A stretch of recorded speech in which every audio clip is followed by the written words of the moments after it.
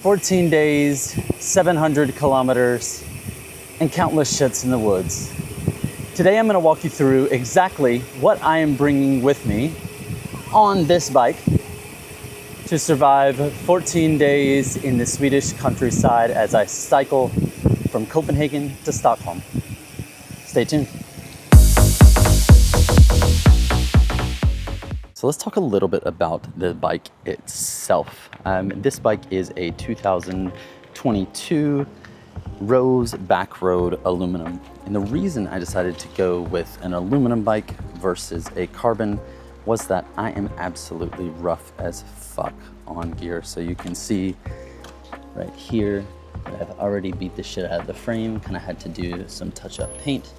And also, I'm not doing any sort of racing, so carbon is not super important to me. So I just figured it would be the best all-around decision. And after some research, I found that this is actually, one of the lightest aluminum frames on the market. So I decided to go with the aluminum.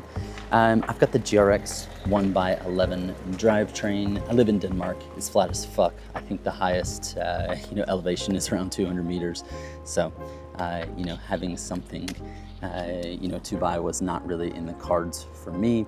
In terms of wheels and tires, I have the Hunt Aerodynamicist wide. So they are a 34 millimeter wide rim, and kind of in the theme of the bike, which is a little piece I forgot to mention, is I actually found this on clearance. This was on the Rose website and was actually one of the shop models that they used to let people try out in the shops. So this was actually a used model when I bought it. Check it out. We have some bike packers. Hey guys. And so yeah, I have the I got the bike on discount, and then also the wheels I found on DBA, which is kind of like the Danish version of Craigslist. Super nice guy that I met. We actually now follow each other on Strava, but got these on a really good price, around half off. And actually, after a little bit of research, I realized that these wheels were the lightest aluminum rim on the market, and there were kind of some videos on YouTube testing these versus carbon wheels, and maybe these won, maybe they didn't. But check it out. It's a, I think the best aluminum wheel made at the moment. In terms of tires, I've always run Pathfinder Pro 42s. So those kind of were a nice mix between riding on gravel as well as, having, doing this bike packing, there is quite a bit of, time where you're going to spend on asphalt.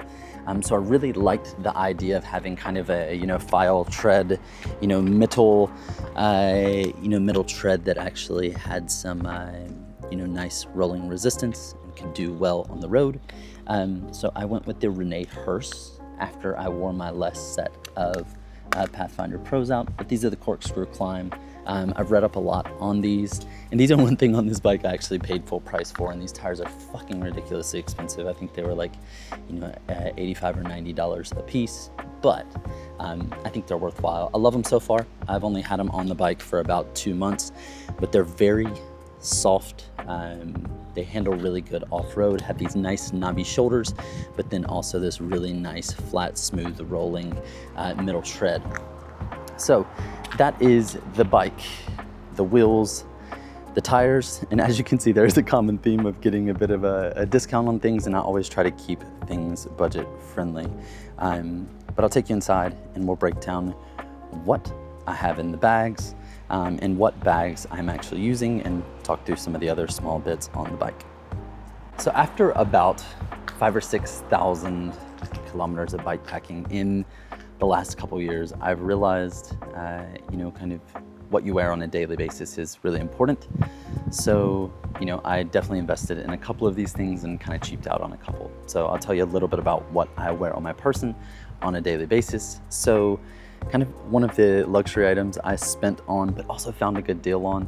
I have a good friend that works for Oakley back in the US, so I actually got these nice Radar EVs and chromatic lenses for 70% off. So I think I spent like around like $80 on them. They're usually like 200, something like that. I also bought this sweet protection Falconer Arrow helmet. It has these little arrow inserts if you're one of those motherfuckers that are way faster than everybody. Not me. I just thought it was a cool helmet. And then also, you got to take care of the noggin. Those are kind of hard to replace. So kind of went with a little bit more, I guess you could say, higher end options on the glasses and the helmet, but ended up getting a 25% discount on the helmet. So that was always good. In terms of clothes, I actually have these shirts that I really love. This is a shirt that was kind of a Uniqlo Japan only product. So it's called their Dry X fabric. And I just like to wear a kind of a breathable, something that dries really fast t-shirt. And I usually bring a couple of these with me. I realize black is really nice for these longer trips. It's just easier to keep clean. And of course, during the middle of the summer, you can bake your fucking ass off. So maybe not the best color, but I really like the material. In terms of the bibs, let's check them out. So I am wearing the Panorama Essentials bib. Check it out. Nothing sexier than that, right? So they are their entry-level bib, and to be fair, I haven't been overly impressed with the Panorama items I've owned in the past. I had a shirt that the kind of the logo started to come off in the wash. I had a pair of socks that bled really bad. These bibs have actually been okay. I just wanted something with like a nice kind of neutral dark color to go with a lot of different things that I'll wear. And I've been relatively happy with them so far. Socks and shoes, I'm actually gonna be wearing more. I have some black socks that I'll be wearing on my trip, just to keep things clean.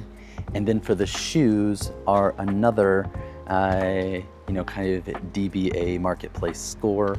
I found these about 2 months into my obsession with gravel cycling, and there was a guy that just bought a size that was too small for him. And these shoes are actually pretty expensive. They were like $250 new. But this guy on DBA, our Danish Craigslist, was selling them for about 30 bucks. So I really scored with these shoes, and I've loved them so far. I've actually changed the soles out. Once on them, the soles are interchangeable, and they're really great. They slip on. I usually don't latch them down too tight, but they don't have laces. I really love the design with the boas. And yeah, that is the stuff I will be wearing on the day-to-day. So let's talk about bags.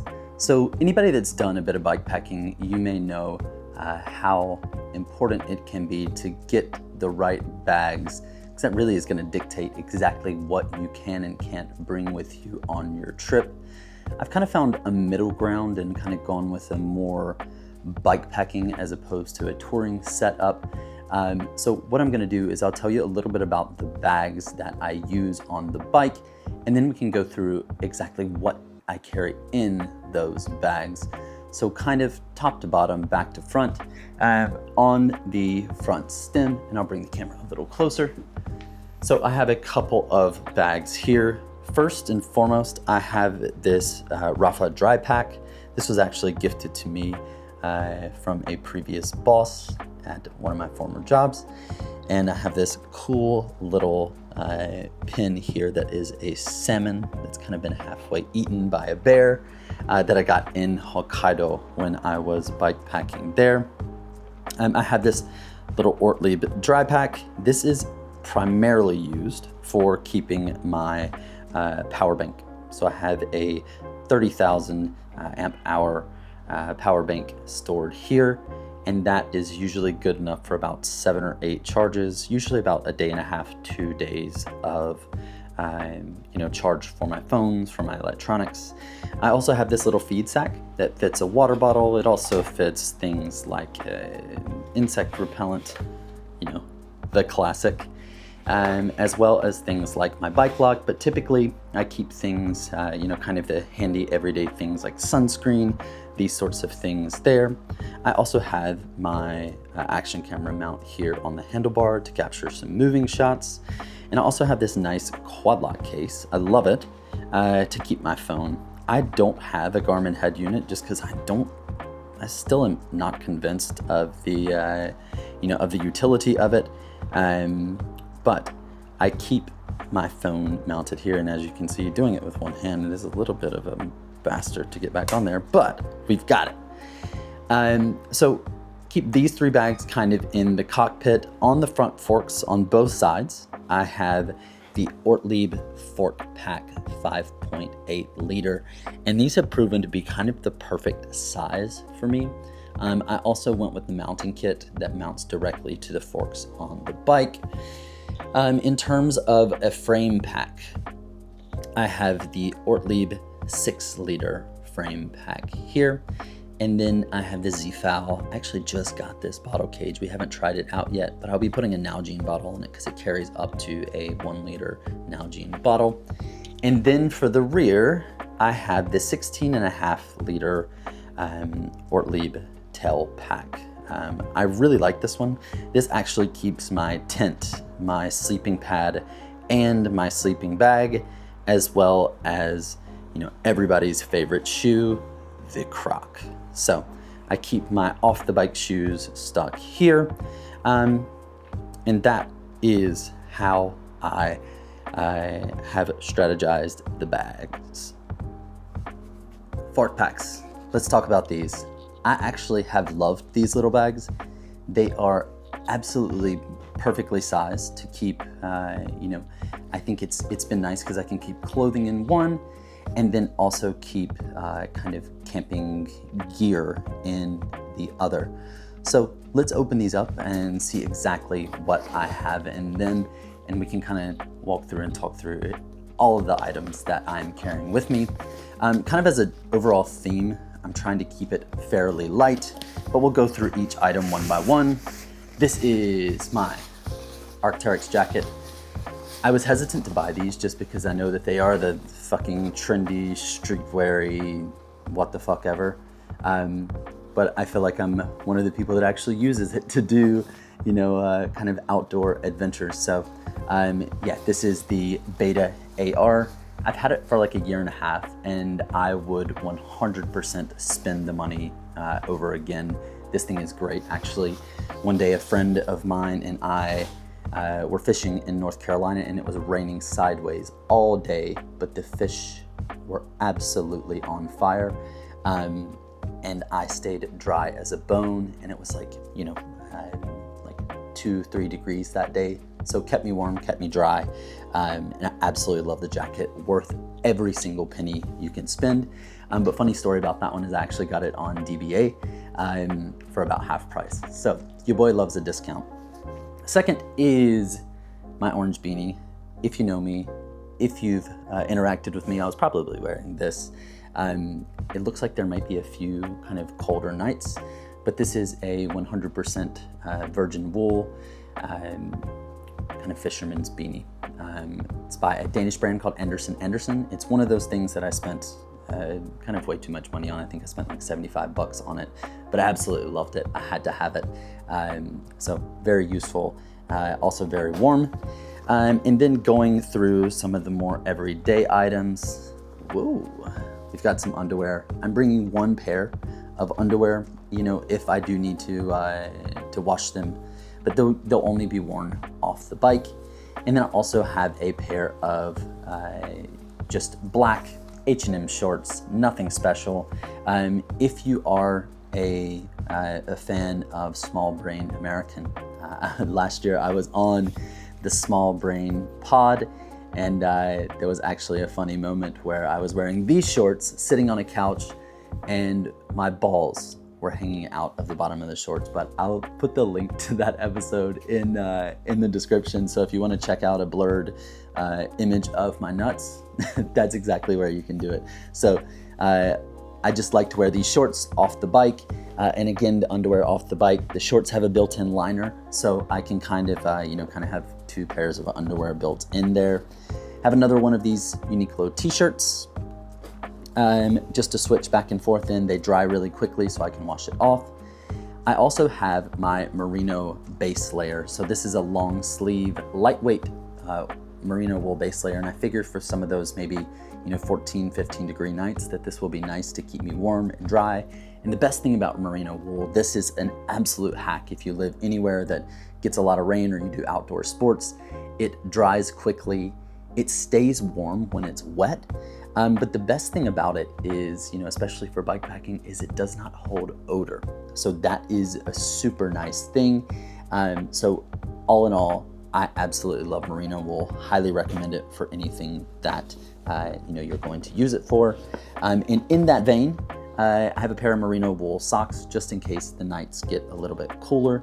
These are from a Danish brand called Grip Grab. They're super cool. I would say kind of on the later side of up and coming Danish kind of gravel cycling, road cycling brand, but they make really cool, really good stuff. And I've absolutely loved these socks.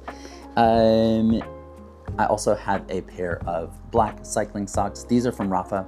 To be honest, I don't really love Rapha, but these are the ones that I will be using. I've got 2 pair of them for the trip.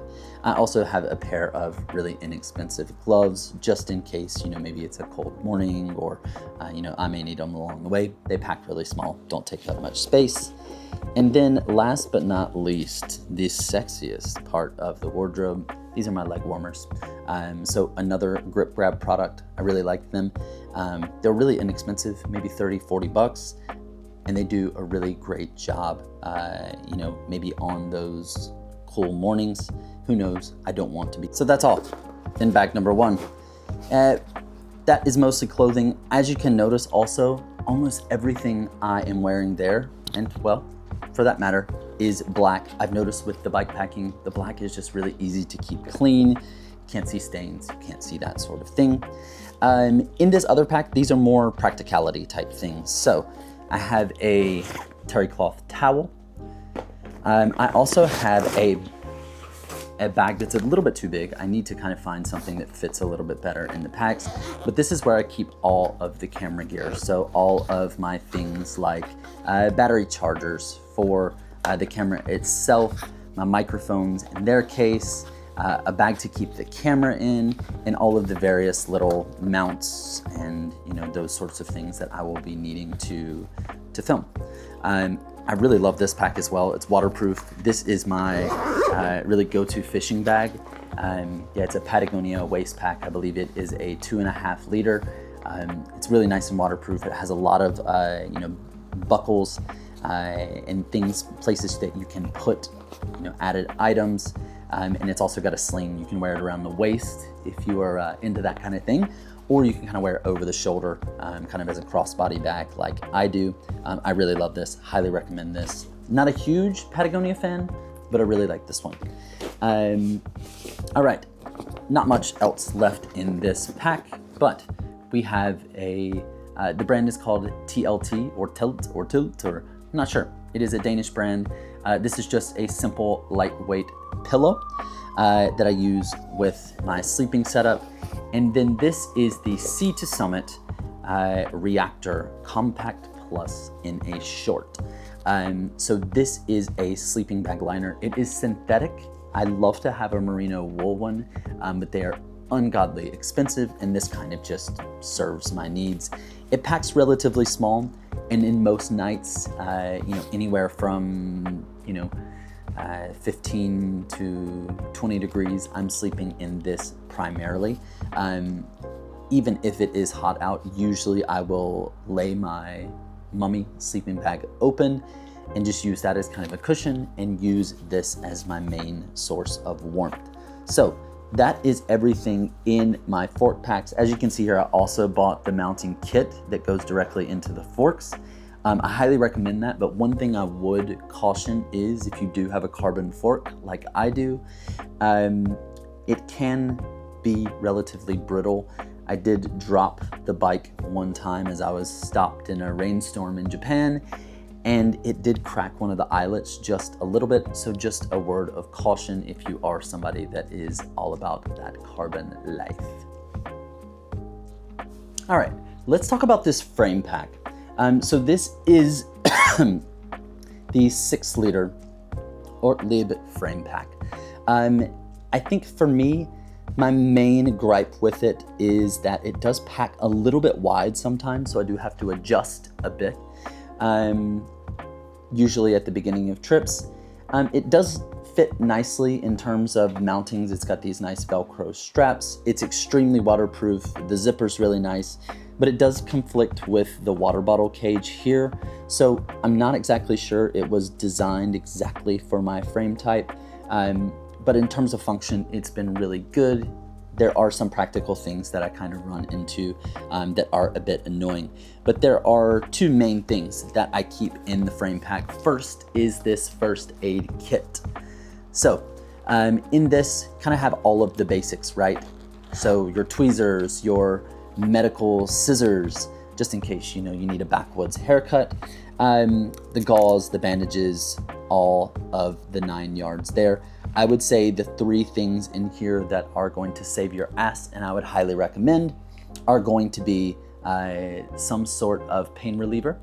So I've got a package of that in there.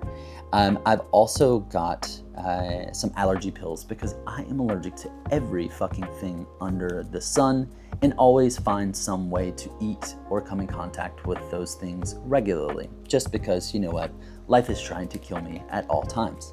And then the real star of the show, and I'm gonna take this out and I'm gonna show you.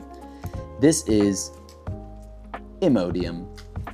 This is just in case, you eat some dodgy gas station hot dog and you find yourself shitting your brains out in the middle of the woods.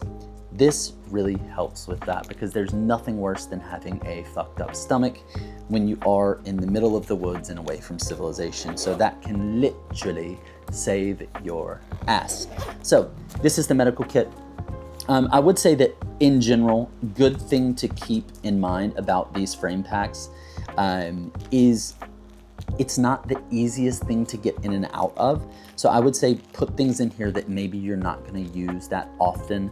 I wouldn't keep your daily use toiletries, phone chargers, those things in there. I would keep things like a first aid kit and then also something like a toolkit. So this is the toolkit I use. It is one of these little IKEA tactical pouches. I really love this bag. I think it was like $2 or $3. It's been a lifesaver in multiple ways. But I have a TPU tube and patches in here, and I keep it in a bag just to keep that TPU tube from getting any sort of punctures in the package. I also have this camping strap and a reusable zip tie, which has been a lifesaver multiple times. And anybody from small town south knows this here is 200-mile-an-hour tape. This is duct tape and can fix anything, broken arm, broken heart. This fixes everything. I also have just a small towel that I have tied up with a piece of Velcro. Those are also really useful. Extra Velcro straps laying around, very, very useful. This has been a new addition recently. This is the Psych Plus electric pump. This will inflate your tires in about 30 seconds and save you the headache of, jamming away with a manual pump, which I also have on the bike just in case, because nobody wants a flat tire in the middle of nowhere. Also have a few zip ties. I have a small Phillips head and flathead screwdriver, tire levers just in case we're forced to do something with tires. And then last but not least, I have my trusty Crank Brothers multi-tool. I highly recommend this one. It is a bit heavy. I think it could probably be a bit smaller, but it does have a chain breaker on it just in case. And then actually, last but not least, I have a couple of master links here. Master links, quick links, whatever you want to call them, for the chain. I have an 11-speed Shimano group set on my bike, and my girlfriend has a 12-speed SRAM, so I have a master link for my bike and her bike here, just in case shit hits the fan. And I keep lying to you, because last but not least, we have the tire plugger, just in case we run and get some big fuck-off holes on our tires. But with that said, I also run tubeless completely and use Orange Seal Endurance Sealant. That is the one that I've absolutely found to be the best. It cleans up easily, and it's just been great all around. All right, last but not least, let's talk about the biggest bag of them all. This is my Ortlieb 16.5 liter tail pack, tail fin, what the fuck ever. It's got a name. Google it. 16.5 liters or lib. It works really well. I love it. This is one of my favorite pieces on the setup. It is a little bit of a pain in the ass to pack and get adjusted under the seat and get cinched down perfectly, but it does work really well. A couple of things I like about it are the fact that it has this nice strap and webbing system on it. I typically keep my shoes here. In this case, rocking the Crocs. Yeah, boy.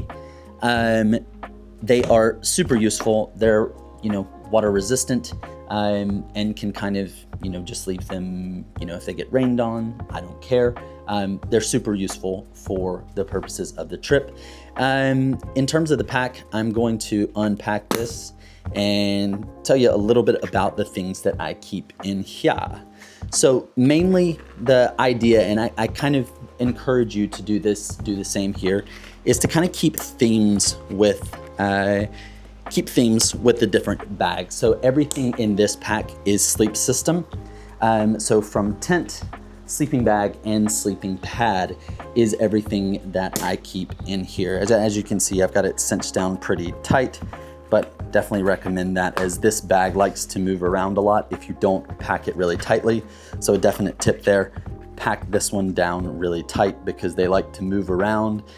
And it is a pet peeve of mine when I see people cycling around and their fucking tail pack waving around. It can take you down. It weighs a lot. So take your time and pack it well. The first here is my sleeping mat. This was actually one of the first items I bought. It is the Xped SynMat 7 LW. This actually is pretty large in terms of the modern sleep pads that are available. My girlfriend's sleep pad is about half of this size. So this will be probably one of the things I upgrade next. But in terms of getting started, this one does really well. I actually bought this when I went to buy my last tent. One of the guy's friends that was there hanging out actually had this for sale. And I think I paid about, $30 for this. So it has definitely served its purpose.